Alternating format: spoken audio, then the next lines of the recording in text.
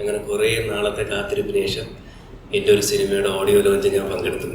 വീണ്ടും ജീവിതത്തിലൊരു പ്രതീക്ഷ നൽകിയതായിരുന്നു big boss എന്ന ഷോയിൽ ഞാൻ വിൻ ചെയ്തത്. അപ്പോൾ ഞാൻ വിചാരിച്ചു ഇനിയും എൻ്റെ കഷ്ടപ്പാട് മാറും, ഇനിയും നല്ല കാലം വരും. പക്ഷെ അതിന് പഴയതിനെയും കാട്ടി വലിയ കഷ്ടപ്പാടായിരുന്നു അതിനുശേഷം. പിന്നെ ദൈവികമായ മുഹൂർത്തം എന്നൊക്കെ പറയുകയുണ്ടായി. പക്ഷെ ലൊക്കേഷനിൽ പ്രൊഡ്യൂസർ ഡയറക്ടർ നല്ല വഴക്കായിരുന്നു. നല്ല വഴക്കുണ്ടായിരുന്നു. അപ്പൊ ഈ ഗാനം ഞാൻ വിചാരിച്ചു ഇത് ചിത്ര പാടാൻ വന്നപ്പോ പറയാണ്, ഇപ്പൊ കുറച്ച് 2 മാസം ഒരു മാസം മുന്നേ പറശ്ശിനിക്കടവിൽ പോയി.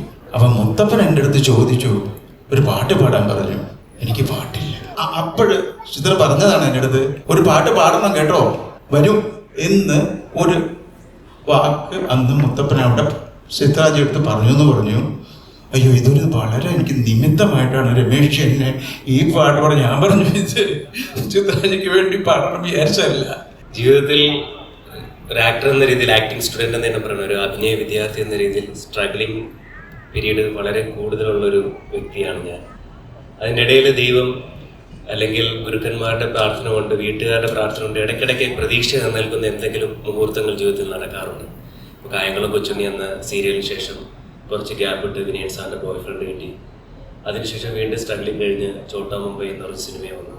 പിന്നെ കുറേ സ്ട്രഗ്ലിംഗ് കഴിഞ്ഞ് അങ്ങനെ ഓരോ സ്ട്രഗ്ലിംഗ് കഴിഞ്ഞ് ഇടയ്ക്ക് ഒരു 3-4 വർഷത്തിൽ ഒരു സിനിമയോ എന്ന രീതിയിൽ വരും.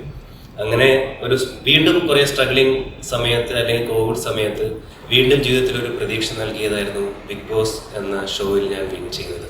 അപ്പോൾ ഞാൻ വിചാരിച്ചു ഇനിയും എൻ്റെ കഷ്ടപ്പാട് മാറും, ഇനിയും നല്ല കാലം വരും. പക്ഷെ അതിന് പഴയതിനെയും കാട്ടി വലിയ കഷ്ടപ്പാടായിരുന്നു അതിനുശേഷം. അങ്ങനെ ആ കഷ്ടപ്പാടിലൂടെ സഞ്ചരിച്ചുകൊണ്ടിരുന്നപ്പോൾ വീണ്ടും ഒരു പ്രതീക്ഷയുടെ രൂപം അല്ലെങ്കിൽ ഒരു പ്രതീക്ഷ ജീവിതത്തിൽ കടന്നു വന്നത് അനീഷേട്ടൻ്റെയും ചന്ദ്രേട്ടൻ്റെയും രൂപത്തിലായിരുന്നു. ശ്രീ മുത്തപ്പൻ എന്ന ഈ കഥാപാത്രത്തിലൂടെ അല്ലെങ്കിൽ ഈ സിനിമയിലൂടെ എൻ്റെ അടുത്ത് ആദ്യമായിട്ട് ചന്ദ്രേട്ടൻ വന്ന് ഈ കാര്യം പറഞ്ഞ് സിനിമയുടെ കഥയൊക്കെ പറഞ്ഞു. അപ്പോൾ ഞാൻ ചോദിച്ചേട്ടാ എൻ്റെ കഥാപാത്രം എന്താണ്? നിങ്ങളാണിതിൽ മുത്തപ്പൻ. അപ്പോൾ ഞാൻ ചേട്ടനോട് ചേട്ടാ, എൻ്റെ ഏത് സൈഡിൽ നോക്കിയപ്പോഴാണ് ഒരു ദൈവത്തിൻ്റെ രൂപം നമുക്ക് തോന്നിയത്. കാരണം നമ്മുടെയൊക്കെ മനസ്സിലൊരു ദൈവം അല്ലെങ്കിൽ ഈശ്വര സങ്കല്പം, കുറച്ച് സൗന്ദര്യ സങ്കല്പമൊക്കെ നമുക്കുണ്ടല്ലോ. എൻ്റെ ഏത് സൈഡിൽ ചേട്ടൻ നോക്കിയപ്പം അപ്പം പുള്ളി പറഞ്ഞു, എനിക്ക് അങ്ങനെയല്ല ആവശ്യം, എനിക്ക് മണിക്കുട്ടനെയാണ്, ഈ ഒരു ഇതിലാണ് എനിക്ക് മുത്തപ്പനെ ഞാൻ കാണുന്നത്. തീർച്ചയായിട്ടും ഒരു ഡയറക്ടർ അത്ര വിശ്വാസത്തോടെ നമ്മളോട് പറയുമ്പോഴത്തേന് അത് തന്നെ ഞാൻ പറയില്ല, ഞാൻ എന്നെ തന്നെ ഒരു അഭിനയ വിദ്യാർത്ഥിയായിട്ടാണ് കാണുന്നത്. അതൊരു വലിയ പ്രതീക്ഷ എനിക്ക് നൽകി. പിന്നെ പൈസ മുടക്കുന്ന ആൾ റെഡിയായിരുന്നു, പിന്നെ നമുക്ക് മേടിക്കേണ്ട ആവശ്യമില്ല, പോയി അഭിനയിച്ചാൽ മതിയല്ലോ. പക്ഷെ എന്നിരുന്നാൽ തന്നെ അദ്ദേഹം ഈ മുത്തപ്പൻ്റെ സിനിമ ഞാനും പണ്ട് കേട്ടിട്ടുണ്ട്. മുത്തപ്പൻ്റെ കഥ ഈ പറയുന്ന പോലെ സിനിമയാക്കാൻ പലരും ട്രൈ ചെയ്ത് കൈകൊള്ളുകയല്ല, അത് വിജയിച്ചിട്ടില്ല. ആ ശ്രമങ്ങളൊക്കെ വിഫലമായി പോയിട്ടുണ്ട്. പക്ഷെ അപ്പം ഇങ്ങനെ ഒരു കഥാപാത്രം നമ്മൾ ചെയ്യുമ്പോൾ, ഇപ്പോൾ കായംകുളം കൊച്ചുണ്ണി എന്നതൊക്കെ നമ്മുടെ മാനസ് കൊണ്ടുവരാൻ പറ്റും. പക്ഷേ പറശ്ശിനിക്കടവ് മുത്തപ്പൻ എന്ന് പറയുമ്പോൾ നമ്മൾ ഈ ഓരോ വിശ്വാസികളുടെയും എന്താ പറയട്ടെ, ഒരു വിശ്വാസമാണ്, അല്ലെങ്കിൽ അതിലുപരി അവരുടെയൊക്കെ ഒരു വികാരമാണ്. അപ്പം നമ്മൾ അങ്ങനെയുള്ളൊരു സ്ഥലത്ത് കൈവയ്ക്കുമ്പോൾ വളരെ ശ്രദ്ധാപൂർവമേ ചെയ്യാൻ സാധിക്കത്തുള്ളൂ. അത് ഒരു ആക്ടർ എന്ന് മാത്രമല്ല, അതിൻ്റെ പിന്നണിയിൽ നിന്ന് പ്രവർത്തിക്കുന്നവർ അതിനേക്കാൾ കൂടുതൽ ശ്രദ്ധയോടുകൂടി വേണം ആ ഒരു സിനിമയും കഥാപാത്രത്തെയും കൈകാര്യം ചെയ്യാൻ. അപ്പോൾ ഞാൻ ചന്ദ്രനെ പറ്റി അത്യാവശ്യം അന്വേഷിച്ചു. ആദ്യം വിളിക്കുന്നത് ഇന്ദ്രൻ ചേട്ടനെയാണ്. അപ്പോൾ ഇന്ദ്രൻ ചേട്ടൻ പറഞ്ഞു പണി അറിയാന്നുള്ള ഒരുത്തനാണ്, ധൈര്യമായിട്ട് ചെയ്തു. അതിപ്പോൾ കലോകാരൻ ഷാജു ചേട്ടനും പറഞ്ഞു പണി അറിയാന്നുള്ള ഒരാളാണ്. പിന്നെ എനിക്ക് അപ്പം മുതിർന്ന തലമുറയിലുള്ള ജോയ് മാത്യു സാറിൻ്റെ നമ്പർ എൻ്റെ ഇല്ല, അല്ലെങ്കിൽ ഞാൻ സാറിനോട് ചോദിച്ചത്. പിന്നെ സാറിൻ്റെ അടുത്ത് എന്ന് പറയുമ്പോൾ ഞങ്ങളൊരു സൗഹൃദമല്ല, ഞാനൊരു ഗുരുവിൻ്റെ സ്ഥാനത്തൊക്കെ കാണുന്ന, ഒരു യൂണിവേഴ്സിറ്റിയായി കാണുന്ന ഒരു വ്യക്തിയാണ്. അങ്ങനെ ഇരിക്കുമ്പോഴാണ് പിന്നെ അടുത്ത തലമുറയിൽ ഇനി എന്താണ് പുള്ളിയെ ഈ പാതി എന്നൊരു സിനിമ ഞാനൊന്നും കണ്ടിട്ടില്ല. പിന്നെ കുറച്ച് കണ്ടു. ഞാൻ കണ്ടപ്പോൾ മനസ്സിലായി, പണി അറിയാവുന്ന ആളാണ്, നമുക്ക് തീർച്ചയായിട്ടും കൈ കൊടുക്കേണ്ട ആളാണ്. അങ്ങനെ ഇരുന്നപ്പോഴാണ് രമേശ് സാറിൻ്റെ മകൾ മധുശ്രീ എൻ്റെ ജിമ്മേറ്റാണ്. അപ്പം നമ്മളൊരു ജിമ്മിലാണ് പോകുന്നത്. അപ്പം ഞാനിങ്ങനെ പറഞ്ഞിട്ട് സാറാണ് മ്യൂസിക് ചെയ്യുന്നതെന്ന് എൻ്റെ അടുത്ത് പറഞ്ഞു.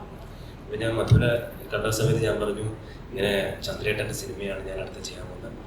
അപ്പം നമുക്ക് ഞങ്ങളുടെ അടുത്ത തലമുറ, എന്നെ കണ്ട ഒരുപടി താഴെ തലമുറയുള്ള ഒരാളാണ് മധുശ്രീ. മധു ചന്ദ്രേട്ടനെ പറ്റി പുകഴ്ത്തി പറയാനായിട്ട് ഞാൻ ഞെട്ടിപ്പോയി. കാരണം ചന്ദ്രേട്ടൻ സിനിമ എന്ന് പറഞ്ഞാൽ മണിക്കൂട്ട അതാണ്. ഞങ്ങൾ ആ തലമുറയിലുള്ളവർക്കും ഈ തലമുറയിലുള്ളവർക്കും ചന്ദ്രേട്ടൻ്റെ പാതി എന്ന സിനിമ കൺവേ ചെയ്യിക്കാൻ സാധിച്ചു.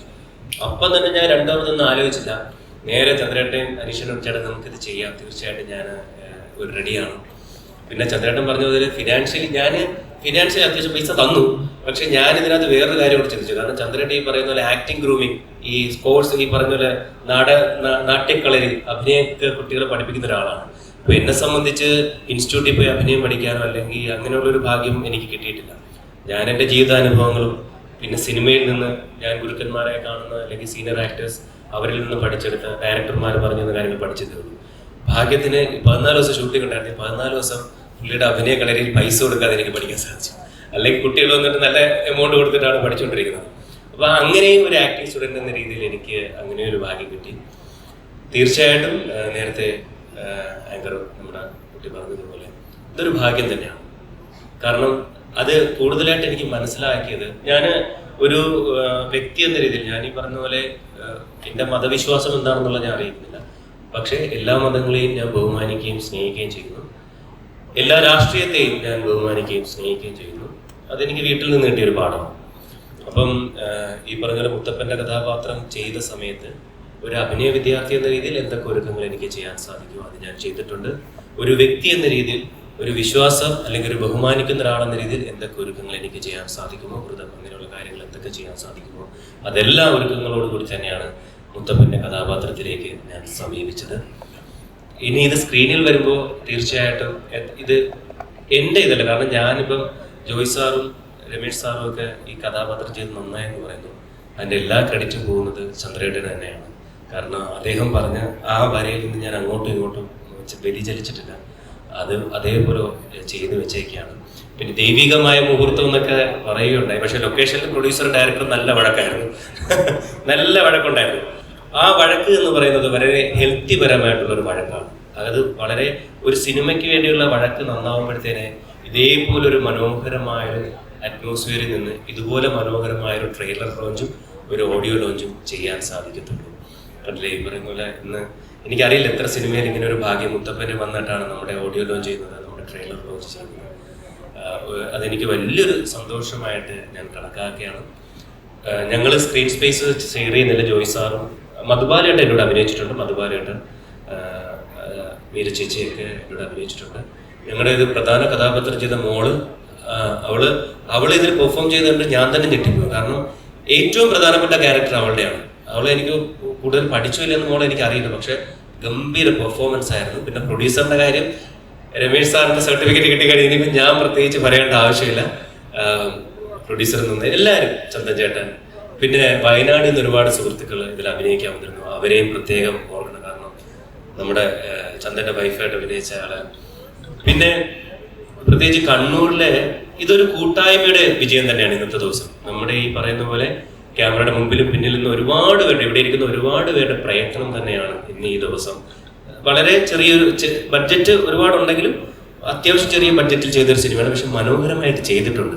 അതിന് പ്രധാനം ഒരു കയ്യടി നമ്മുടെ കണ്ണൂരിലെ നാട്ടുകാരെ പ്രത്യേകിച്ച് കൊടുത്തേ പറ്റുള്ളൂ. കാരണം ഒരാളുടെ പേര്, ജോസേട്ടൻ്റെ പേര് എടുത്ത് പറഞ്ഞേ പറ്റുള്ളൂ. ജോസേട്ടൻ്റെ വീട്ടിലെടുത്താണ് എൻ്റെ ഷൂട്ടിംഗ് മിക്ക ഭാഗവും നടന്നത്. ജോസേട്ടൻ മക്കളൊക്കെ പുറത്താണ്. ഈ ജോസേട്ടൻ്റെ വീട്ടിൽ മക്കൾ വരുന്നൊരു പ്രതീതിയായിരുന്നു. കാരണം നമ്മളവിടെ വരുമ്പോൾ ജോസേട്ടൻ ചായ, ഫുഡ് പുറത്തുനിന്ന് നല്ല വേണ്ട കേട്ടോ, നമ്മൾ അറിയില്ല, നിങ്ങൾ ഇവിടെ തന്നെ കഴിക്കണം. കാരണം ഇത് മുത്തപ്പൻ്റെ കഥയാണ്. ഈ സിനിമ പുറത്തിറങ്ങേണ്ടത് നമ്മുടെ ആവശ്യമാണ്. അപ്പം പറശ്ശിനിക്കടവ് മുത്തപ്പൻ അല്ലെങ്കിൽ ശ്രീ മുത്തപ്പനെ ജാതി മത ഭേദമന്യേ, രാഷ്ട്രീയ ഭേദമന്യേ കണ്ണൂരുകാർ, അതിലുപരി എല്ലാ മലയാളികളും സ്നേഹിക്കുന്നു എന്നുള്ളത് എനിക്ക് അവിടെ നിന്ന് മനസ്സിലാക്കാൻ സാധിച്ചു. ജോസേട്ടന് പിന്നെ അങ്ങനെ സഹായിച്ച എല്ലാവർക്കും ഈ സമയത്ത് നന്ദി ഞാൻ അറിയിക്കുകയാണ്. പിന്നെ രമേഷ് സാറിൻ്റെ ഫസ്റ്റ് ടൈമാണ് അദ്ദേഹം മ്യൂസിക് ചെയ്തൊരു സിനിമയിൽ എനിക്ക് അഭിനയിക്കാൻ സാധിച്ചത്. സാർ, എനിക്കൊരു വലിയ ദൈവാനുഗ്രഹം, മുത്തപ്പൻ ക്യാരക്ടർ ചെയ്തതുപോലെ തന്നെ ഒരു ദൈവാനുഗ്രഹമായിട്ട് ഞാൻ കണക്കാക്കിയാണ് സാർ. സാറ് നമ്മൾ പറയില്ലേ, നമുക്കൊക്കെ സിനിമയൊക്കെ കണ്ടു വളരുന്നതൊക്കെ ഇവിടെ ഈ പറയുന്ന ഇതാണ്. അപ്പം എനിക്ക് ഈ പറയുന്ന പോലെ മൊയ്തീൻ ആ പാട്ട് അവാർഡ് കിട്ടിയ സമയത്തൊക്കെ നമ്മൾ ട്രിവാൻഡ്രത്താണ്, സാർ അവിടെ താമസിക്കുകയാണ്, നമുക്കൊരു സന്തോഷമൊക്കെ ആയിരുന്നു. തീർച്ചയായിട്ടും സാർ, സാറിൻ്റെ ഒരു പ്രസൻസ് എനിക്കൊരു ദൈവാനുഗ്രഹമായിട്ട് ഞാൻ കണക്കാക്കുകയാണ്. എല്ലാവർക്കും ഈ പറയുന്ന പോലെ ഒരിക്കൽ കൂടി നന്ദി അറിയിക്കുകയാണ്. ഞാൻ പറയില്ലേ, കുറേ കാലത്തിന് ശേഷമാണ് എൻ്റെ ഒരു ഓഡിയോ ലോഞ്ച് വരുന്നത്. അപ്പം പ്രസംഗം കുറച്ച് നീണ്ടുപോകും. കാരണം കുറേ കാര്യങ്ങൾ പറയാനുണ്ട്. ആരെങ്കിലും വിട്ടുപോയിട്ടുണ്ടെങ്കിൽ ക്ഷമിക്കുക. ഒരിക്കൽ കൂടി എല്ലാവർക്കും നന്ദി അറിയിക്കുന്നു. സിനിമ തിയേറ്ററിൽ വരുമ്പോൾ എല്ലാവരും പോയി കാണണം, എൻ്റെ ഒരു വലിയ പ്രതീക്ഷയാണ്. Thank you. നമസ്കാരം. നമ്മളൊരു നിയോഗം നിമിത്തം എന്നൊക്കെ പറയുമല്ലോ. ഇപ്പൊ ജീവിതത്തിൽ എൻ്റെ കുട്ടിക്കാലത്ത് അമ്മ കൈപിടിച്ചു കൊണ്ടുപോകാറുണ്ട്. കടവ് കടന്നിട്ടാണ് മുത്തപ്പൻ്റെ അടുത്തേക്ക് പോവുക. This is 50 years back almost. അപ്പൊ അന്ന് ചെറിയ ചെറിയ മഴ തുള്ളി പെയ്യുന്ന മുത്തപ്പൻ്റെ ബോട്ടിൽ കയറുമ്പോഴുള്ള മഴ പെയ്യുന്നത്, ഈ ബോട്ട് കയറിയിട്ടാണ് കടവ് കടന്നിട്ട് നമ്മൾ പറശ്ശിനി കടവിലെത്തുന്നത്. അത് ഭയങ്കര ഓർമ്മയായിരുന്നു എനിക്ക്. അപ്പം അത് പല സമയത്തും മുത്തപ്പൻ്റെ അടുത്തേക്ക് പോകുമ്പോൾ ഇത് മനസ്സിൽ വരും. പിന്നെ വീട്ടിൽ വലിയൊരു അൽസേഷൻ ഡോഗ്, അത് കുറേ പട്ടികൾ വീട്ടിലുണ്ട്. അപ്പോൾ റാണി എന്ന് പറഞ്ഞ പേരുള്ള ഹൈറ്റിലും നല്ലൊരു പട്ടി ഉണ്ടായിരുന്നു. അപ്പോൾ ഇതിന് ഒരു അസുഖം, ഒരു വ്രണമാണ്. അപ്പോൾ ഇത് ഒരിക്കലും മാറുന്നില്ല ഇത്. അപ്പോൾ അമ്മ എന്ത് ചെയ്തു, ഇതിനെ കാറിൽ കൊണ്ടുപോയിട്ട് മുത്തപ്പൻ്റെ പറശ്ശിനിക്കടവിൽ അവിടെ ഇട്ടു. ഒരു 10-15 ദിവസം അവിടെ ഇട്ട് തിരിച്ചു വന്ന് കുറച്ചു കാലം കഴിഞ്ഞപ്പോൾ ഈ വ്രണം ചുരുങ്ങി വന്ന് എൻ്റെ കണ്ണിൽ കാണണത്. ഈ വ്രണം ചുരുങ്ങി അത് പിന്നെ ഭയങ്കരമായിട്ട് എനർജറ്റിക് ആയിട്ട് പിന്നീട് ഈ റാണി നമ്മളെ കൂടെ തന്നെ കുറേ കാലം ജീവിച്ചു. അപ്പോൾ ഇത് നമ്മൾ പല സമയത്തും മുത്തപ്പൻ്റെ അടുത്തേക്ക് പോവും, വരും. ഞാൻ നാട്ടിലേക്ക് പോകുമ്പോൾ വരും. എവിടെ പോയി കഴിഞ്ഞാലും മുത്തപ്പൻ്റെ അടുത്ത് പോയിട്ട് ചായയും മറ്റ് നമ്മുടെ അവിടെ ഭക്ഷണം കഴിക്കും. ഇതൊക്കെ യൂഷ്വലായിട്ട് നടക്കുന്ന കാര്യങ്ങളാണ്. അതിനിടയ്ക്ക് വളരെ കാലം മുന്നേ മുത്തപ്പൻ്റെ പേരിൽ ഒരു കാസറ്റ്, കാഞ്ഞങ്ങാട് രാമേന്ദ്രൻ അറിയാമല്ലോ, നല്ല മ്യൂസീഷ്യനാണ്, ഗായകനാണ്. അപ്പോൾ ഇദ്ദേഹം, ഞാനന്ന് ബോംബെയിൽ പഠിക്കുന്ന സമയത്ത് രാമേന്ദ്രൻ ഒരു കാസറ്റ് ഉണ്ടാക്കുന്നുണ്ട്, പാടുന്നു. ഫസ്റ്റ് ആദ്യമായിട്ട് മുത്തപ്പനെ പറ്റി പാട്ടുകൾ ഉണ്ടാക്കുന്നു. അപ്പം അന്ന് ഞാൻ സിതാർ വായിക്കും. അപ്പം എന്നെ ഇതിൻ്റെ കൂടെ കമ്പോസ് ചെയ്യാനും വേണ്ടിയിട്ടും സിതാർ വായിക്കാനുമായിട്ട് എന്നെ നിയോഗിച്ചു. അപ്പം അതിൻ്റെ ഒരു കൂടെ നിൽക്കാനുള്ള ഒരാളായി ഞാൻ മാറി. പിന്നീട് ആ പാട്ട് വളരെ ഹിറ്റായി. ഇതിനിടയ്ക്ക് ഞാൻ ഹേമയെ പിന്നീട് കല്യാണം കഴിച്ചപ്പോൾ ഹേമ ഈ പാട്ട് പാടി എന്നെ കേൾപ്പിച്ചപ്പോൾ, എടാ ഈ പാട്ട് നിനക്കറിയുമെന്ന് ചോദിക്കുന്നു ഞാൻ. അപ്പം ഇങ്ങനെ ഒരു കണക്ഷനൊക്കെ അതൊക്കെ കഴിഞ്ഞു. പിന്നെ ഈ ഒരു ദിവസം നമ്മുടെ ചന്ദ്രനെ പറ്റി പറയേണ്ട ആവശ്യമില്ലല്ലോ. ചന്ദ്രൻ്റെ പടങ്ങൾ പാതി എനിക്ക് ഏറ്റവും ഇഷ്ടപ്പെട്ട മൂവിയാണ്. അതിൻ്റെ റീ റെക്കോർഡിങ് സമയത്ത് ഞാൻ ജോയ് മാത്യൂസിനെ വിളിച്ചിട്ട്, എന്തൊരു മൂവിയാണത്, ബ്യൂട്ടിഫുൾ മൂവി. അത് കഴിഞ്ഞിട്ട് എനിക്ക് പല സ്ഥലത്തു നിന്നും, ചെന്നൈയിൽ നിന്ന് AR റഹ്മാൻ്റെ ഒരു ഗ്രൂപ്പ് അവരെന്നെ വിളിച്ചു. അത് ഈയിടെയാണ്, കുറച്ച് മുന്നേ. അപ്പം ഈ സിനിമയും ഈ സിനിമയുടെ സംഗീതത്തെ പറ്റിയാണ് അവർ ഡിസ്കസ് ചെയ്ത് എൻ്റെ അടുത്ത് സംസാരിക്കുന്നത്. വർഷങ്ങൾക്ക് ശേഷം, എത്രയോ കാലങ്ങൾക്ക് ശേഷം. അതുപോലെ ഇന്ദ്രൻസിൻ്റെ വർക്ക് ചെയ്ത്, അതൊക്കെ ഗംഭീരമായിട്ട് വർക്ക് ചെയ്തിട്ടുള്ളൊരു പടമാണ് അത്. അതിനുശേഷം ഒരു ദിവസം വീട്ടിൽ പുറത്തിരുന്നപ്പോഴാണ് ചന്ദ്രൻ വിളിച്ചിട്ട് മുത്തപ്പൻ്റെ ഒരു പടമുണ്ട് എന്ന് പറയുന്നത്. അപ്പം എനിക്ക് സ്ട്രൈക്ക് ചെയ്തു. ശരിക്കും ഈ മുത്തപ്പൻ്റെ പടം എനിക്ക് വരുന്നു എന്ന് പറയുമ്പോൾ എനിക്കറിയാം, എനിക്കൊരു അതിശയം തോന്നിയില്ല സത്യത്തിൽ. ഇത് എനിക്ക് തന്നെ വരേണ്ടതാണ്, ഇത് എൻ്റെ പേരിൽ തന്നെ വിളിക്കേണ്ടതാണ് എന്ന് എൻ്റെ മനസ്സ് പറഞ്ഞു ആ സമയത്ത്. അത് എനിക്കൊരു വലിയ ഓവറായിട്ടുള്ള വിശ്വാസങ്ങളോ അന്ധവിശ്വാസങ്ങളോ ഒന്നുമില്ല എനിക്ക്. പക്ഷേ ഒരു വിശ്വാസം ഉണ്ടെന്ന് മാത്രമേ എനിക്ക് പറയാനുള്ളൂ, അത്രയേ ഉള്ളൂ. നമ്മൾ അവിശ്വാസം ഇല്ല ഒരു കാര്യത്തിലും. ആ ഒരു കാര്യമാണ് ഒരു മനുഷ്യന് ആവശ്യമെന്ന് എനിക്ക് തോന്നുന്നത്. കാര്യം നമ്മൾക്കറിയാത്ത ഒരുപാട് കാര്യങ്ങളിലേ നടക്കുന്നുണ്ട്, എല്ലാം നമുക്ക് വല്ലതും അറിയോ. അപ്പോൾ അങ്ങനെയാണ് ഈ പടം വർക്ക് ചെയ്യുന്നത്. അത് കഴിഞ്ഞ് ഇതിൻ്റെ പാട്ട് ചെയ്യുന്ന സമയത്ത് ഒരു പാട്ട് ഫീമെയിൽ സോങ് ആണ്. അപ്പോൾ ഇത് ആര് പാടണം എന്ന് നോക്കി മോള് ട്രാക്ക് പാടിയിട്ടുണ്ട്. പക്ഷേ സാധാരണ മോള് പാടുമ്പോൾ ഞാൻ ഒന്നുകൂടെ പാടിച്ച് മോളൊക്കെ ഉണ്ടെങ്കിൽ ഫിക്സ് ആക്കണം. അപ്പോൾ ഈ ഗാനം ഞാൻ വിചാരിച്ചു ഇത് ചിത്ര പാടണം. കുറച്ച് കാലമായി ചിത്ര എനിക്ക് പാടിയിട്ട്. അപ്പോൾ അങ്ങനെ ചിത്രയെ വിളിക്കുന്നു. ചിത്ര ഉണ്ട്. ചിത്ര പാടാൻ വന്നപ്പോൾ പറയാണ്, പക്ഷേ ഞാനത് ഇപ്പം കുറച്ച് 2 മാസം ഒരു മാസം മുന്നേ പറശ്ശിനിക്കടവിൽ പോയി. അപ്പം മുത്തപ്പൻ എൻ്റെ അടുത്ത് ചോദിച്ചു, ഒരു പാട്ട് പാടാൻ പറഞ്ഞു. എനിക്ക് പാട്ടില്ല. മുത്തപ്പനെ പറ്റിയിട്ട് പാടാൻ എനിക്ക് മുന്നേ ഞാൻ പാടിയെങ്കിലും എനിക്ക് പാട്ട് ഓർമ്മയില്ല. പണ്ട് ഒരു പാട്ടോ കുറച്ച് പാട്ടോ എന്തോ പാടിയിട്ടുണ്ടോ എനിക്ക് ഓർമ്മയില്ലെന്ന് പറഞ്ഞു. അങ്ങനെ അപ്പോഴ് ചിത്ര പറഞ്ഞതാണ് എൻ്റെ അടുത്ത്, ഒരു പാട്ട് പാടണം കേട്ടോ, വരും എന്ന് ഒരു വാക്ക് അന്ന് മുത്തപ്പൻ അവിടെ ചിത്രാജി എടുത്ത് പറഞ്ഞു.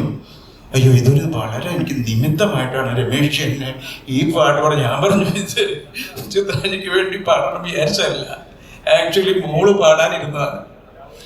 അപ്പൊ എനിക്ക് ഒരു പെട്ടെന്ന് ഒരു സമയത്ത് തോന്നിയാണ് ഇത് ചിത്ര പാടട്ടെ. അങ്ങനെയാണ് എനിക്കിത് തോന്നുന്നത്. എന്തായാലും ഇത് നിങ്ങൾക്ക് വെച്ചിട്ടുള്ള പാട്ടാണ്, അപ്പോൾ പാട്. അങ്ങനെയാണ് ഈ പാട്ട് പാടുന്നത്. ഇങ്ങനെയുള്ള കോയിൻസിഡൻസ് ഒക്കെ ഇതിൻ്റെ പിന്നിൽ ഉണ്ടായിട്ടുണ്ട്. പലവർക്കും ഉണ്ടായിട്ടുണ്ടെന്ന് പറയുന്നുണ്ട്. പല കാര്യങ്ങളും എനിക്ക് പല വർക്ക് ചെയ്യുമ്പോഴും ഇങ്ങനെ ഉണ്ടായിട്ടുണ്ട്. ഇപ്പം ഞാൻ പ്രിയദർശന് വേണ്ടിയിട്ട് നമ്മളൊരു അയോധ്യ, ഹിസ്റ്ററി ഓഫ് അയോധ്യ എന്ന് പറഞ്ഞിട്ട് ഡോക്യു മൂവി, ഒരു 3 മണിക്കൂറുള്ള മൂവി. അതേപോലെ അതിൽ ഒരു കൃതി എടുക്കാൻ വേണ്ടി നോക്കി. ഞാൻ ഒരുപാട് തിരഞ്ഞിരുന്നു. ഒരു ദിവസം രാവിലെ ഇതിലേക്ക് വേണ്ടിയിട്ട് എൻ്റെ കയ്യിലൊരു പുസ്തകമുണ്ട്, ഓംകാരം. ഇതിൽ ഒരു ഫസ്റ്റ് തുറന്നേ ഉള്ളൂ ഞാൻ. അത് 1008 പേജായിട്ടുണ്ട്. അതിൽ തുറന്ന ഉടനെ ഈ പെർട്ടിക്കുലർ ആയിട്ടുള്ള എനിക്ക് ആവശ്യമുള്ള പദമാണ് അതിൻ്റെ അകത്ത് നിന്ന് കിട്ടുന്നത്. പിന്നെ നോക്കിയിട്ടില്ല. അങ്ങനെയുള്ള ഒരുപാട് കാര്യങ്ങൾ നമുക്ക് പല സമയത്തും എത്തിപ്പെടാറുണ്ട്. അപ്പോൾ അങ്ങ് വിടാം അതൊക്കെ. പക്ഷേ അതിലൊക്കെ ഒരു വിശ്വാസവും ഒരു സങ്കല്പവും ഒക്കെ ഞാൻ കണ്ടെത്താറുണ്ട്. എൻ്റെ ജീവിതത്തിൽ ഒരുപാട് കാര്യങ്ങൾ ഉണ്ടായിട്ടുണ്ട്. എന്തായാലും ചന്ദ്രൻ വളരെ എന്താ പറയുക, സിൻസിയറായിട്ടുള്ളൊരു മനുഷ്യൻ. എല്ലാവരും ചെറിയാണ് കേട്ടോ, ചന്ദ്രൻ മാത്രമൊന്നുമല്ല. ചന്ദ്രൻ്റെ വിചാരം ചന്ദ്രൻ മാത്രമേ ചെറിയ ആളെന്നാണ്. ഇവിടെ എല്ലാവരും ചെറിയ ആൾക്കാരാണ്, ആർക്കൊന്നും അറിയില്ല. എന്തായാലും നമ്മൾ എന്തെങ്കിലുമൊക്കെ തുടങ്ങാനുള്ള ഒരു ആഗ്രഹവും ഒക്കെയാണ് മനസ്സിൽ ഉള്ളത്. ചെറുപ്പം മുതൽ തന്നെ സംഗീതത്തിൽ എന്തെങ്കിലും ചെയ്യണം എന്ന് വിചാരിച്ചത് കൊണ്ടാണ്.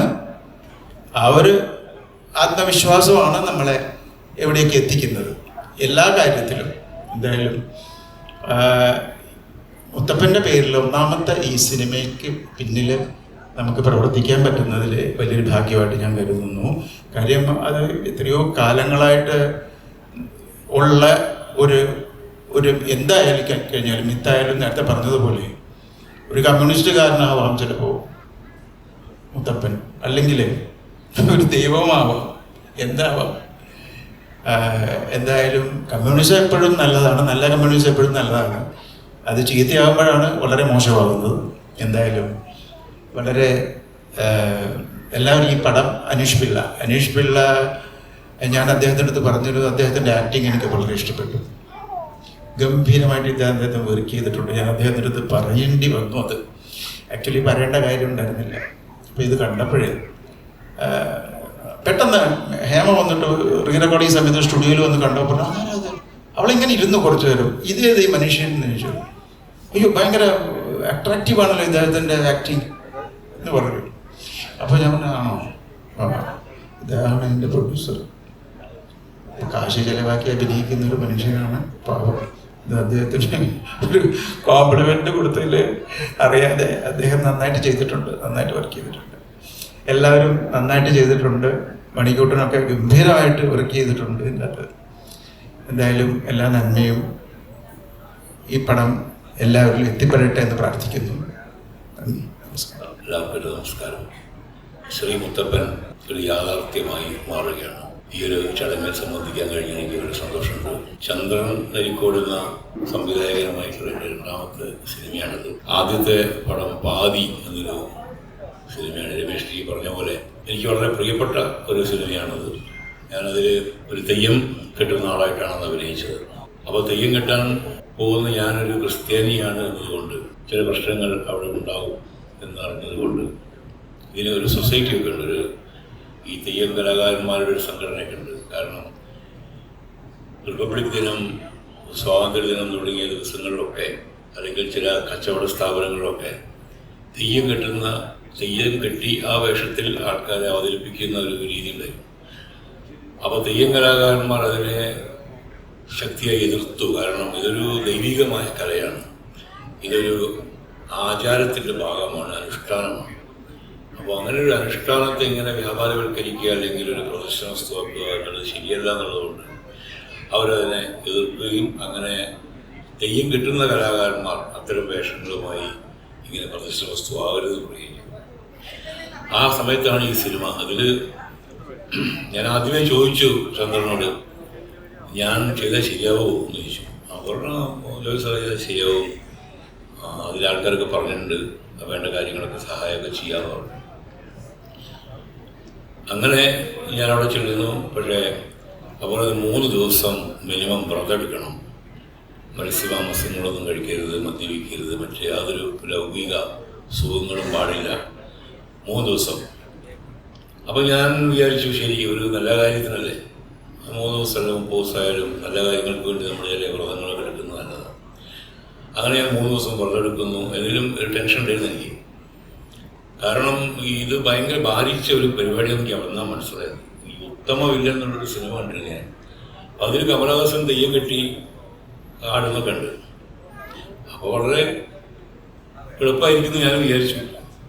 അങ്ങനെ സോപ്പണിക്കർ എന്ന ഒരാളാണ് എനിക്ക് വേഷം അണിയിക്കാൻ വേണ്ടി വന്ന ഒരാൾ. അപ്പോൾ ആ സമയമായപ്പോൾ ഇന്ദ്രൻ ചേട്ടനും ഞാനുമാണ് ആ സീനിൽ അഭിനയിക്കുന്നത്. ഒരു വൈകുന്നേരം തുടങ്ങി പിറ്റേ ദിവസം പുലർച്ചെ വരെയാണ് ഷൂട്ട്. ഈ രാത്രിയാണല്ലോ തെയ്യം. അപ്പോൾ അമ്പലമൊക്കെ ഞങ്ങൾ സെറ്റിട്ടതാണ്. ആ ഭാഗത്തുള്ള നാട്ടുകാർ മുഴുവൻ ഇത് കാണാൻ വേണ്ടി വന്നിട്ടുണ്ട്.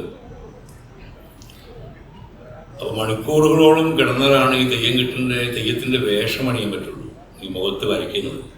അപ്പോൾ അതിന് മുമ്പ് തന്നെ നമ്മൾ ബാത്റൂമിലൊക്കെ പോയി അങ്ങനത്തെ കാര്യങ്ങളൊക്കെ നിർവഹിക്കണം. ഈ വേഷത്തിൽ പുറത്തിറങ്ങാൻ പാടില്ല. അതൊക്കെ കഴിഞ്ഞ് ഈ വസ്ത്രമൊക്കെ ചുറ്റിക്കഴിഞ്ഞപ്പോൾ ഇതേപോലെ ഈ സംഘാടകർ, ചില ഈ സൊസൈറ്റിയിൽ ആൾക്കാർ വന്ന് ചില പ്രശ്നങ്ങൾ ഉന്നയിച്ചു. അപ്പോൾ ഇവിടുത്തെ എന്നെ തെയ്യം കെട്ടാൻ വന്ന ആൾക്കാർ സാക്ഷ്യം പറഞ്ഞു, അദ്ദേഹം 3 ദിവസം വ്രതമെടുത്തിട്ടാണ് ചെയ്യുന്നത്. അങ്ങനെ അത് രഞ്ജിപ്പെടുത്തി തെയ്യം കെട്ടി ആടി. ആ തെയ്യം കെട്ടിയ സമയത്ത് ശരിക്കും നമ്മൾ ആ ചെണ്ടമേളമൊക്കെ കൂടി വന്നു കഴിഞ്ഞ സമയത്ത് നമ്മൾ വേറെ ഏതൊരു ലോകത്തേക്ക്. അപ്പോഴെനിക്ക് മനസ്സിലായത് ഈ ഒരു അനുഷ്ഠാനത്തിൻ്റെ ഒരു മാസ്മരികത എന്ന് പറയുന്നത് അതാണ്. നമ്മൾ വേറൊരാളായി മാറുകയാണ്. ആ സമയത്ത് ജോയ് മാത്യു എന്നൊരാളെ എനിക്ക് ഓർമ്മയില്ല എന്നുള്ള സത്യം. കാരണം നമ്മൾ ചെരുപ്പൂർ ഷോ ഇട്ടിട്ട് എത്രയോ കാലമായി നടന്നത്. അവിടെ ഫുൾ കുറ്റിച്ചെടികളും ഈ മരം വെട്ടിയിട്ടുള്ള അവിടെ തയ്യാറാക്കിയതാണ് ആ പറമ്പൊക്കെ. അത് മുഴുവൻ കാലിൽ തറഞ്ഞു കയറുകയാണ്. മാത്രമല്ല 1 കിലോ വെയിറ്റുള്ള ഒരു ചിലമ്പാണ് ഞാൻ അണിയിച്ചത്. പക്ഷേ 3-4 മണിക്കൂർ നേരം നിറഞ്ഞ് ആടി എന്ന് മാത്രമല്ല, ഇത് കണ്ടു നിന്ന ആൾക്കാർ എനിക്ക് പൈസയൊക്കെ തന്നു, ഈ ദക്ഷിണ പോലെ അനുഗ്രഹമൊക്കെ ആകാൻ വേണ്ടി. കുറേ ആൾക്കാർ ഞാൻ അനുഗ്രഹിച്ചു വിട്ടു. അങ്ങനെ അവരൊക്കെ പിന്നീട് രക്ഷപ്പെട്ടു ഞാൻ കേട്ടത്. അങ്ങനെ അത് കഴിഞ്ഞ് അപ്പോൾ ചന്ദ്രൻ എന്നോട് ഇടയ്ക്കിടയ്ക്ക് പറയും, ഗംഭീരമായിട്ട്. ഞാൻ പറഞ്ഞു, ചന്ദ്ര വല്ല അവാർഡ് കിട്ടുക, ഈ വിലക്കെട്ടിൻ്റെ വല്ല കാര്യമുള്ളൂ, സാറിന് അവാർഡ് ഉറപ്പാണ്. ചുരുക്കത്തിൽ അവാർഡ് കിട്ടിയില്ല, ഒന്നും കിട്ടിയില്ലെങ്കിലും ഇത്രമാത്രം എൻജോയ് ചെയ്ത് ഞാൻ ചെയ്തത് അധികം സിനിമകളില്ല. സിനിമകളുണ്ട്, പക്ഷേ അത്രമാത്രം ഞാൻ എൻജോയ് ചെയ്തെന്ന് പറഞ്ഞാൽ ആ ഭാഗത്ത് ആ സമയത്തൊക്കെ ഉത്സവ സീസണിൽ എൻ്റെ പടം വെച്ചിട്ടായിരുന്നു പല നോട്ടീസുകൾ ഇറങ്ങിയിരുന്നു, തെയ്യത്തിൻ്റെ വേഷത്തിലുള്ള പടം. അപ്പോൾ അടുത്ത കാലത്തും പയ്യന്നൂർ ഞാനൊരു പരിപാടിക്ക് പോയപ്പോൾ അവിടുത്തെ നോട്ടീസിലും എൻ്റെ തെയ്യം വെച്ചപ്പോൾ പടം ഉണ്ടായി. അപ്പോൾ അതൊരു വലിയൊരു അംഗീകാരമാണ്. എല്ലാ അവാർഡിനേക്കാളും നമുക്ക് അംഗീകാരമായിട്ട് തോന്നുന്നത് ജനങ്ങൾ നമ്മളെ സ്നേഹിക്കുന്നു, നമ്മളെ ഇഷ്ടപ്പെടുന്നു, നമ്മൾ ചെയ്യുന്ന പെർഫോമൻസിനോട് തന്നെ നമുക്ക് സ്നേഹം തോന്നുന്നു, നമ്മൾ ഓർമ്മിക്കുന്നുള്ളതാണ്. ആ സിനിമ കഴിഞ്ഞു. അത് വേണ്ട രീതിയിൽ ഞങ്ങൾക്ക് അതിൻ്റെ സംഘാടകർക്ക് റിലീസിങ്ങും കാര്യങ്ങളൊന്നും ശരിക്കും ചെയ്യാൻ പറ്റിയില്ല. എങ്കിലും ഒരുപാട് ആൾക്കാർ OTT തുടങ്ങിയ സമയത്തായിരുന്നു OTT പ്ലാറ്റ്ഫോമിൽ കണ്ടു. അത് രമേഷ് ജിയുടെ അതിമനോഹരമായ പാട്ടുകൾ, അദ്ദേഹം മകളും പാടിയിട്ടുള്ള പാട്ടുകൾ അതിലുണ്ട്.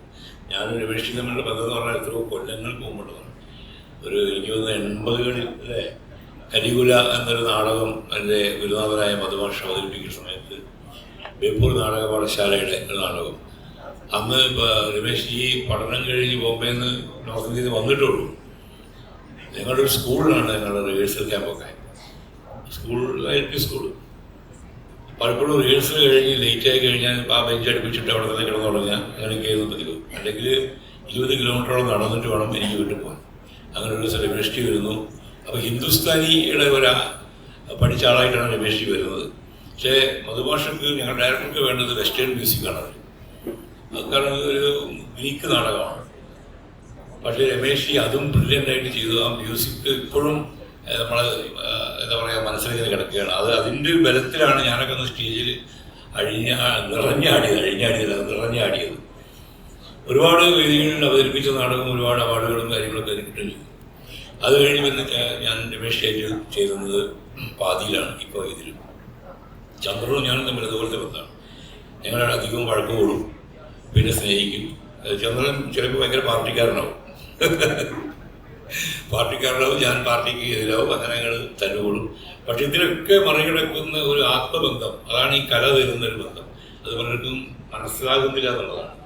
മനുഷ്യർ തമ്മിലുള്ള ബന്ധം എല്ലാ രാഷ്ട്രീയ ചിന്തകൾക്കും പാർട്ടികൾക്കും ഒക്കെ അതീതം വിശ്വസിക്കുന്ന ആളാണ്. അത് വേറൊരു ആത്മബന്ധമാണ്. അത് കലാകാരന് മാത്രമേ അത് സാധ്യമാകുന്നുള്ളൂ. ഓരോ മനുഷ്യനുള്ളിൽ ഒരു കലാകാരനുണ്ട് തന്നെ. അവനത് കണ്ടെത്തുമ്പോൾ അവർ മറ്റൊരാളെ സ്നേഹിക്കാൻ തോന്നും. അതിന് വിദ്വേഷമില്ല, കാലുഷ്യമില്ല ഒന്നുമില്ല.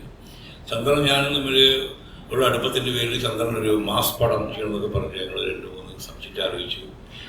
ചന്ദ്രൻ ഒന്ന് എഴുതി കൊണ്ടുവന്നു. അത് ഞാൻ നോക്കി. അങ്ങനെ പോയി ചന്ദ്രൻ എഴുതി വേറൊരു സിനിമ എടുത്ത് പോയി. പിന്നെയാണ് ഈ ഇതിനു വേണ്ടി വിളിക്കുന്നത്. അപ്പോൾ ഞാൻ പറഞ്ഞു, ചന്ദ്ര ഇത് മുത്തപ്പൻ ഇത് നടക്കുമോ എന്ന് ചോദിച്ചാൽ ആദ്യം. കാരണം ഈ മുത്തപ്പൻ സിനിമ ശ്രമിച്ച് പരാജയപ്പെട്ട 2-3 ആൾ എനിക്കറിയാം. ഒന്ന് അതിലും ഞാൻ നേരത്തെ പറഞ്ഞ മധുമാഷാണ്. മധുമാഷ് മുത്തപ്പൻ തലയ്ക്ക് പിടിച്ചു കഴിഞ്ഞിട്ട് പിന്നെ പറശ്ശിനിക്കട പോകുന്നു, അങ്ങോട്ട് പോകുന്നു, സ്ക്രിപ്റ്റ് എഴുതുന്നു. PN മേനോൻ എന്ന് പറഞ്ഞ മരിച്ചുപോയ പ്രശസ്ത സംവിധായകൻ ചെയ്യാമെന്ന് പറഞ്ഞ ആദ്യം. പിന്നെ മധുമാഷ് ചെയ്യാമെന്ന് പറഞ്ഞു. അങ്ങനെ അതിൽ ഞാനും കിട്ടും. എനിക്ക് എന്തൊരു വേഷം അതിലുണ്ടായിരുന്നു. അതൊക്കെ 90-കളിൽ 80-കളിലാണ് ഇതൊക്കെ നടക്കുന്നത്. പക്ഷേ നടന്നില്ല. പിന്നെയും ആരൊക്കെയോ മുത്തപ്പന് ശ്രമിച്ചു, നടന്നില്ല. പക്ഷേ അവസാനം അനീഷ് പിള്ളയ്ക്കാണ് അതിനുള്ള ഒരു യോഗം ഉണ്ടായത് എനിക്ക് തോന്നുന്നു. ആ അനുഗ്രഹം അനീഷ് പിള്ളയ്ക്ക് കിട്ടി. ചന്ദ്രൻ നരിക്കോടും അതുപോലെ. ചന്ദ്രൻ നരിക്കോട് എന്ന് പറഞ്ഞാൽ ഡൗൺ ടു എർത്തായ മനുഷ്യനാണ്. അവിടെ സംസാരിക്കുന്നത് കേട്ടല്ലോ. പാതി അഭിനയിക്കുമ്പോൾ ഈ പ്രൊഡക്ഷൻ ഫുഡൊന്നുമില്ല, കേരളമില്ല, പ്രൊഡക്ഷൻ ഫുഡില്ല, അങ്ങനത്തെ ഒന്നുമില്ല. അപ്പോൾ ഞാൻ കളിയാക്കി കിടക്കി ഒരു പൊരിച്ച മീൻ കിട്ടാൻ വരെ മാർഗമുണ്ടോ ചെക്ക് നീക്കും.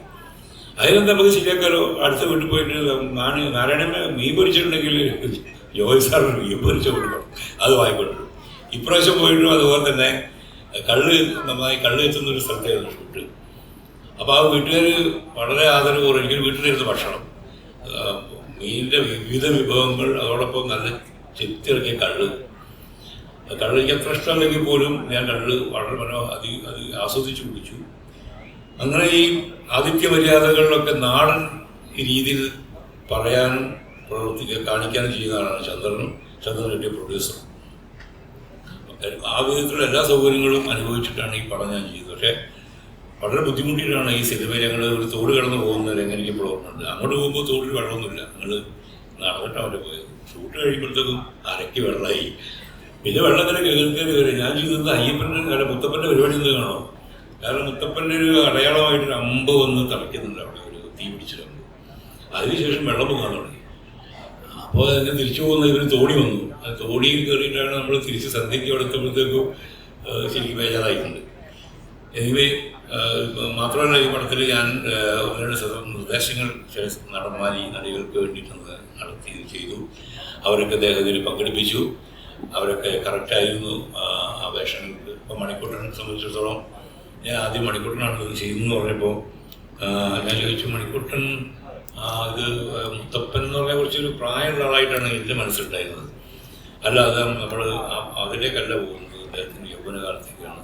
അപ്പോൾ ഞാൻ ഇതിൻ്റെ ഡബ്ബിങ് സമയത്ത് ഞാൻ കണ്ടു ആ പോർഷനൊക്കെ വളരെ മനോഹരമായി. അതിലെ ആയോധന കലയും അത് അദ്ദേഹത്തിൻ്റെ ശാരീരിക സൗന്ദര്യം ഒക്കെ പ്രകടമാക്കുന്ന പ്രകടനമാണ് അതിലുള്ളത്. എനിക്ക് ഭയങ്കര താല്പര്യം തോന്നി. മണിക്കൂറിന് എനിക്ക് ഏറ്റവും ഇഷ്ടപ്പെട്ട പെർഫോമൻസ് നമ്മുടെ ശ്രീനാഥിൻ്റെ പടമാണ്, മറ്റേ സതീഷ് കുമാറാണ് തോന്നുന്നത്. അതിലാണ് ഞാൻ ശരിക്കും ശ്രദ്ധിക്കുന്നത്. ഒരുപാട് പടം അഭിനയിച്ച ആളാണ് മണിക്കൂറിനെങ്കിലും ഞാൻ ശ്രീനാഥിനോട് ചോദിച്ചു അത് ചെയ്തത് ആരാന്ന് ചോദിച്ചു. അറിയില്ല, ഇത് മണിക്കൂട്ടൻ. അത്ര ഡിഫറൻ്റ് ആയിരുന്നു ആ ക്യാരക്ടർ. ഭയങ്കര ഡിഫറൻ്റാണ് ഈ ക്യാരക്ടർ. മുത്തപ്പൻ്റെ അനുഗ്രഹം കൊണ്ട് മണിക്കൂട്ടൻ്റെ ഒരു എന്താ പറയുക ഒരു സക്സസ് ആവും, വിജയമായിരിക്കുമെന്ന് എനിക്ക് ഉറപ്പാണ്. അതുപോലെ പിന്നെ പ്രത്യേകിച്ച ക്യാമറാമാൻ അതുപോലുള്ള എല്ലാവരുടെയും സഹകരണം, നാട്ടുകാരുടെ സഹകരണം പ്രത്യേകിച്ചും മുത്തപ്പൻ എന്നുള്ളത് ഈ നമ്മുടെ ഒരു ട്രൈബൽ കൺസെപ്റ്റാണ്. അതായത് ആദിമ മനുഷ്യൻ്റെ ഒരു മനസ്സിൽ നിന്ന് വന്നിട്ടുള്ളൊരു മിത്തോ അല്ലെങ്കിൽ അയാളുടെ ഒരു വിശ്വാസമോ ആയി വന്നിട്ടുള്ള അടിച്ചമർത്തപ്പെട്ടവരുടെ ശബ്ദം, സാധാരണക്കാരുടെ ശബ്ദം, നായയെ കൂട്ടിന് കൂട്ടി നടക്കുന്നൊരു ദൈവം, ഇറച്ചി മീനും കഴിക്കുന്ന, കള്ളു കുടിക്കുന്ന ദൈവം, ഇതൊക്കെ അവിടുത്തെ ഏറ്റവും സാധാരണക്കാരായിട്ടുള്ള മനുഷ്യന്മാരുടെ പ്രതിരൂപമായിട്ട് എനിക്ക് തോന്നിയിട്ടുള്ളത്. ആ പ്രതിരൂപം എന്ന മുത്തപ്പൻ അവിടെ നമുക്ക് പോയ സൗജന്യ ഭക്ഷണം, കള്ളു വരെ അവിടെ കുടിക്കാം, അങ്ങനത്തെ ഒരു ഏരിയയാണ് പറശ്ശിനിക്കടവ്. ഞാൻ വളരെ മുമ്പും പോയിട്ടുണ്ട്. ഇപ്പം അടുത്ത കാലത്ത് ഞാൻ ഈ സിനിമയ്ക്ക് വേണ്ടി പോകുമ്പോൾ ഞാൻ പറഞ്ഞു എനിക്ക് റൂം പറശ്ശിനിക്കടവ് മതി എന്ന് പറഞ്ഞു. ഞാൻ പഴയ ഒരു ശാന്തമായ ഒരു അന്തരീക്ഷമുള്ള പറശ്ശിനിക്കടവാണ് അന്ന് പ്രതീക്ഷിച്ചത്. ചെന്ന് നോക്കുമ്പോൾ നിന്ന് തിരിയാൻ സ്ഥലമില്ലാത്ത രീതിയിൽ ഇത്രയും തിരക്ക്, ഗുരുവായൂർ അമ്പലത്തിൻ്റെ അവിടെ പോയാൽ അത്രയും ഭക്തജനങ്ങൾ വന്നു പോകുന്ന ഒരിടം. അവിടെ അധികം നേരം നിൽക്കാൻ പറ്റില്ല. ഞാൻ എൻ്റെ റൂം അവിടെ ചേഞ്ച് ചെയ്യുന്നത്. എനിവേ ഈ സിനിമ ഒരു വലിയ വിജയമായി മാറണം. കാരണം ഇതിന് എല്ലാവിധ അനുഗ്രഹങ്ങളും ഇതിൻ്റെ പിന്നിൽ പ്രവർത്തിച്ചവർക്ക് ഏതോ അജ്ഞാത കേന്ദ്രങ്ങളിൽ നിന്നും ലഭിച്ചിട്ടുണ്ട്. പരിവേഷിച്ച് പറഞ്ഞ പോലെ ചില തോന്നലുകൾ, ചില നിമിത്തങ്ങൾ, അതൊക്കെ ഒന്നും നമ്മുടെ കൺട്രോളിലല്ല. നമ്മൾ ആഗ്രഹിക്കുമ്പോൾ എനിക്ക് അതാവണം ഇതാവണം എന്നൊക്കെ ആഗ്രഹിക്കും. പക്ഷേ അതൊക്കെ കൃത്യസമയത്ത് വന്നുപെടും. ആ വന്നുപെടുന്നതിന് വേണ്ടിയിട്ട് ചില ശ്രമങ്ങൾ നമ്മൾ നടത്തും. പക്ഷേ ആ വന്നുപെടും. അങ്ങനെ വന്നുപെട്ടു. ആ നിമിത്തം യാഥാർത്ഥ്യമായിരിക്കുന്നു. ആ യാഥാർത്ഥ്യത്തിൽ എന്നെ കൂടെ ചേർത്തതിനും ചന്ദ്രനോടും അനീഷ് പിള്ളയോടും ഇതിൻ്റെ മറ്റ് സംഘാടകരോടും എന്നെ നന്ദി അറിയിച്ചുകൊണ്ട് ഈ പടത്തിന് എല്ലാ വിജയം ആശംസിക്കുന്നു. നന്ദി, നമസ്കാരം.